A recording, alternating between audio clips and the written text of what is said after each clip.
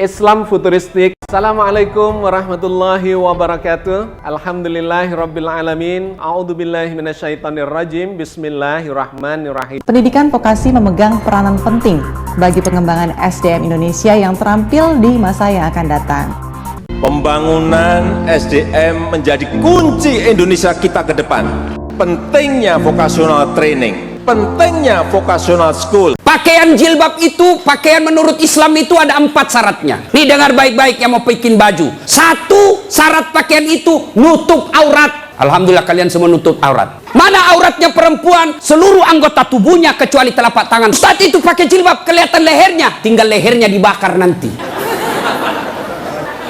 Ya, kelihatan pahanya nanti dibakar. Kalau cewek masih enak dilihat. Ini ada juga orang tua, sudah mau ada cucunya. Pakaiannya saya tanya, Bu, kenapa pakai begitu? Ibu sudah tua. Dia bilang, ini baru ada, dulu waktu saya gadis tidak ada begini, Ustaz.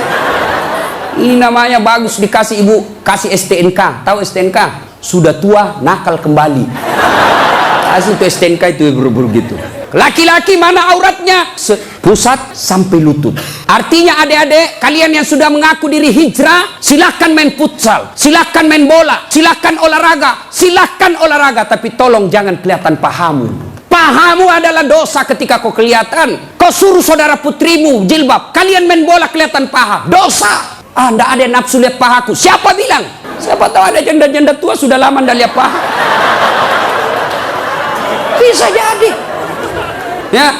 Yang kedua, syarat pakaian menurut Quran, nutup aurat. Yang kedua, tidak mempertontonkan lekuk-lekuk tubuh. Ada orang pakai jilbab tapi bajunya sempit, susah jalannya. Coba lihat itu kalau ada pengantin, pakailah jilbab sakaratil maut. Yang 3 lapis, kuning, biru, abu-abu, dikasih kiri lagi sedikit. Ada talinya dia ikat-ikat dulu, 2 meter dia kasih di lehernya. Kasih dulu. Nah, mulai nggak bisa goyang tangannya. Bajunya sempit, roknya sempit. Jalanlah dia bilang suaminya, buru-buru ibu kita ketinggalan. Tunggu dulu Pak. Dongo. Itu namanya beleng-beleng. Tahu beleng-beleng? Dongo. Tahu dongo? Tahu lah itu. Syarat yang ketiga, cowok juga. Kalian pikir kalau kau cowok berpakaian ketat-ketat nggak berdosa? Dosa juga itu. Yang kami mencengkelkan itu yang gendut. Masuklah dia di masjid pakai kaos oblong. Begitu dia ruku, mulai mencemaskan. Sujud, ada celengan. Beleng-beleng.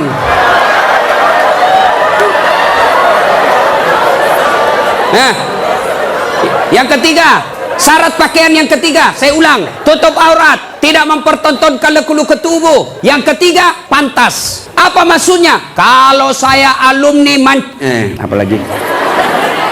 Muslim United, saya alumninya, 3 hari 3 malam saya dengar dakwah, maka sebaiknya pantas tidak saya berpakaian begini. Saya pengurus remaja masjid, pantas tidak saya berpakaian begini. Saya muslim terhormat, pantas tidak berpakaian begini. Saya pejabat, pantas tidak saya berpakaian begini. Saya muslimah, pantas tidak berpakaian begini. Tanya kepantasannya. Itulah sebabnya agama Islam mengajarkan ketika aku berpakaian, tanya, yuk pantas tidak pakaian begitu. Dan ini pakaian ternyata menyelamatkan kita dari dosa. Mana buktinya? Saya kemana-mana saya pakai begini. Cuma kadang-kala dia gosip saya itu pegawai bank. Kan saya mana-mana pakai sarung. Saya masuk nabung, ada pegawai apa sih itu yang namanya terima duit? Teller. Hah? Iya teller. Dia gosip. Dia apa? Salah masuk. Dia kira masjid. Dia kira saya masuk masjid, saya pakai sarung. Saya dengarlah saya, kenapa? Saya pakai sarung koin sibuk. Nggak jadi saya nabung, pulang saya. Orang kalau pakai muslim begini, baju koko, gamis, insya Allah terpelihara dari dosa. Saya jalan tiba-tiba di mall banyak cewek cantik, nggak mungkin saya lihat. Kenapa? Saya malu. Masa Ustadz lihat yang cantik? Terpaksa dilihat, ya lihat sedikit aja. Sudah. Ayo, ibu-ibu. Mau ndak suamimu terhindar dari tempat-tempat maksiat? Keluar, suruh pakai peci, pakai songkok, pakai gamis. Ndak mungkin dia pakai begini pergi main biliar. Maka suruh pakai itu. Ada di Makassar, saya sudah suruh pakai Ustaz, tapi di mobil dia ganti. Memang sudah tabiatnya itu, sudah bajingan. Ya, yang keempat, syarat pakaian yang keempat adalah indah. Ternyata Allah tidak meninggalkan keindahan. Allah tidak melarang kita keindahan dalam berpakaian, tapi dengan catatan tertib aturannya. 1, tutup auratmu. 2, jangan kau tontonkan lekuknya. 3, pantas. 4, indah. Ini sistematis, tidak boleh ditukar. Sayang seribu sayang kita bikin pakaian. Indah nomor 1, nutup aurat 19. Akhirnya pakaian kita seperti yang kita lihat sekarang ini. Yang di atas turun ke bawah, yang di bawah naik ke atas, ketemu di tengah, tipis, sempit, kecil. Dongo. Nah, qillatul haya, kurang rasa malu. Yang keempat, yang bisa menghancurkan amal kebaikanmu, kata Nabi, qaswatul qalbi. Apa itu? Keras hati. Apa itu? Tidak mempan nasihat. Selesai dengar ceramah, tidak ada perubahan. Apa malah dia bilang? Siapa panggil itu Ustadz dari Sulawesi? Saya. Lain kali tidak usah undang. Kenapa? Tidak enak ceramahnya. Kenapa? Masa 6 dia bahas, saya terus dia kena. Keras hati kau. Selesai dengar ceramah, larang merokok, malah dia bilang, apa tahu rokok apa? Memangnya saya minta duitmu? Keras hati. Ada perokok di sini? Ada? Saya doakan kalian berhenti merokok. Coba dengar itu calon-calon istrimu. Itu biasa orang merokok kayak kurang kerjaan. Itu aja dikerja 10 menit. Dan saya kasihan kadang-kala kalau di bandara, coba lihat tuh perokok dikasih masuk kayak kotak-kotak, kayak belek-belek. Sendiri di dalam enggak. Sekali-kali isap punya. Jangan kau sebarkan itu asapnya ke kita. Bolehlah kau merokok, silakan, tapi jangan kasih asapnya orang lain. Bagaimana caranya Ustaz? Kau bawa kresek. Itu bebas polusi. Ibu-ibu setuju enggak suaminya berhenti merokok? Kalian membenci 9 naga, kalian membenci mereka-mereka itu, tapi kalian beli rokoknya. Kalau kalian mau hancurkan mereka, berhenti kau merokok. Lebih baik itu rokokmu anak muda, kau tabung, lamar cewekmu.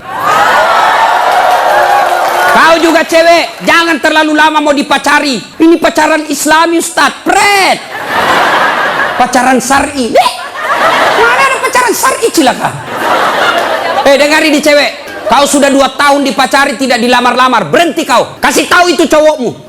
Motor aja dicicil 1 tahun sudah lunas. Kamu sudah 2 tahun dipacari tidak dilamar-lamar. Modal 10.000, roti 1, teh botol 1, autan 2. Modal 10.000 malam minggu. Qaswatul qalbi, keras hati, tidak mempan nasihat. Mereka yang selesai dengar dakwah tapi tidak ada perubahan, itu yang disindir oleh Allah. Wa alaihim a'anzartahum la yu'minun. Kau sampaikan ayat Allah atau tidak, kau ceramai atau tidak, sama saja mereka tidak akan beriman. Keras hati, habis amalmu. Yang ke-5, penghancur amal, tulul amal. Apa itu? Panjang angan-angan alias malas. Dan yang ke-6, wadzalimun la yantahi. Perbuatan zalim yang tidak bisa dihentikan. Zalim kepada Allah, tidak sholat. Puncak kesaliman kepada Allah, tidak sholat. Ada yang malas sholat di sini? Ada? Adik-adik, mau jadi direktur, mau jadi pegawai, mau punya rumah yang mewah, gampang, perbaiki sholatmu. Kecil buat Allah kasih kau mobil, kecil buat Allah kasih kau rumah yang mewah. Allah cuma minta sempurnakan sholatmu. Ada di sini yang tidak ada masalah? Ada? Ini malah muka-muka penuh masalah semua ini. Ayo, mana ada manusia tidak ada masalahnya? Istri cantik, kau kira bukan masalah? Masalah digoda orang, apalagi kalau suaminya jelek, lebih masalah lagi. Berarti bagus kalau istri jelek. Istri jelek dihina orang, kita lagi yang malu jalan sama dia. Duluan aja dek, nanti kita ketemu di gedung. Sampai deket tuh tidak muncul-muncul suaminya. Mana kau bang? Tidak jadi, saya mencret. Istri jelek masalah, istri cantik masalah. Mana ada orang tidak ada masalahnya? Kita kuliah apa masalah? Mau sarjana. Sudah sarjana selesai masalahmu? Tidak, mau punya kerja. Sudah punya kerja selesai masalahmu? Muncul masalah baru. Apa? Mau jadi kepala dinas. Sudah kepala dinas selesai masalahnya? Muncul masalah besar lagi, mau jadi sekda. Sudah jadi sekda selesai masalahnya? Belum, mau jadi wali kota. Sudah jadi wali kota? Mau 2 periode. Mau 2 periode baru dongo. Beleng-beleng. Kau salah, kenapa kau suruh pilih dongo? Mau kau? Ayo, tidak ada orang tidak ada masalah, ya. Maka Allah tidak mengatakan, Das'at, ada masalahmu, kau puasa dulu. Tidak. Das'at, ada masalahmu, kau jadi dokter dulu. Kau jadi insinyur dulu, kau kaya dulu, kau anggota DPR dulu. Allah tidak menyatakan itu. Allah cuma minta 2. Ista'inu bis-sabri was-shalah. Sabar, perbaiki solatmu, saya yang selesaikan masalahmu. Itu janji Allah, bukan janji caleg. Kalau caleg mau dipilih, dibagi-baginya kartu namanya, pilih saya, ada masalahmu, telepon saya 24 jam. Begitu terpilih, dia ganti nomor HP-nya. Allah janji, pasti Allah tepati. Allah cuma minta, ada masalahmu cewek, kau risau soal jodoh, yuk perbaiki solatmu. Cowok, ada masalahmu, kau sudah sarjana, tidak dapat kerja, yuk sempurnakan solatmu. Saya sudah solat Ustaz. Betul kau solat tapi tidak ikhlas. Hayya 'alas shalah. Asar lagi. Barusan duhur, kau tidak ikhlas. Saya sudah solat Ustaz. Betul kau solat tapi main-main. Mana buktinya? Allahu Akbar. Ya kana mulian suratul ladina. Kau ketawa karena kau bayangkan dirimu. Nah, siapa yang ngajar kau sholat begitu? Sampai ada yang tanya saya, ibu-ibu, Ustadz boleh enggak sholat panas Ustadz di rumah, enggak ada AC, enggak ada kipas, sholat duhur boleh enggak tidak pakai BH? Boleh, tapi kau tidak beradab namanya. Boleh. Bayangkan kalau kau ruku. Yang ketawa cowok, ini bagian laki-laki perempuan. Boleh, tapi tidak beradab namanya. Itu kau tidak ikhlas. Saya sholat Ustadz. Betul kau sholat. Tapi sholatmu ya tidak seperlunya. Ayo sholat Allah. 30 tahun kau sholat kalau begini gayamu, bos. Adek-adek, kau punya handphone? Ibu-ibu punya handphone? Waktu beli handphone itu ada buku pedoman kan? Iya. Dan di situ ditatat merah tebal buku pedoman petunjuk pemakaian handphone. Dicatat besar-besar, catatan penting. Baca buku pedoman ini sebelum penggunaan handphone.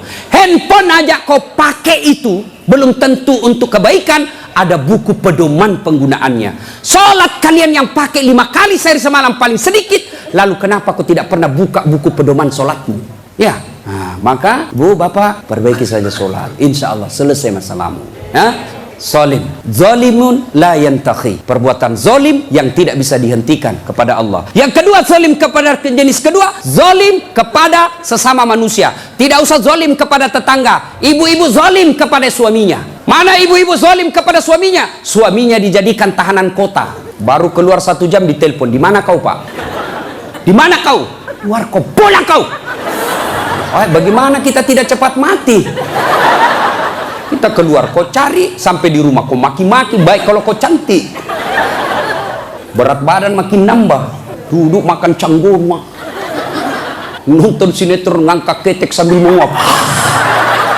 Kita di jalan semua harum cewek-cewek, sampai di rumah la haula wala quwwata illa billah. Suami zalim kepada istrinya. Contohlah Rasulullah, ya. Rasulullah itu sangat romantis. Maka orang yang zalim kepada Allah adalah tidak menunaikan kewajibannya kepada Allah. Zalim kepada sesama manusia, hak-haknya orang dia serobot. Dan yang ketiga, zalim kepada diri sendiri. Apa zalim kepada diri sendiri? Dia sudah tahu maksiat, tapi dia tetap lakukan. Maka menghindari semua itu, kita hadir di tempat ini sebagai wujud kita cinta kepada Allah. Mudah-mudahan kesalahan-kesalahan kita diampuni oleh Allah Subhanahu wa Ta'ala. Banyak yang ingin kita sampaikan, tapi waktu jualah yang membatasi kita. Semoga Allah senantiasa menuntun kita di jalan yang diridhoinya. Amin amin ya rabbal alamin. Aku qouli hadza, astaghfirullah li wa lakum. Wassalamualaikum warahmatullahi wabarakatuh. Terima kasih.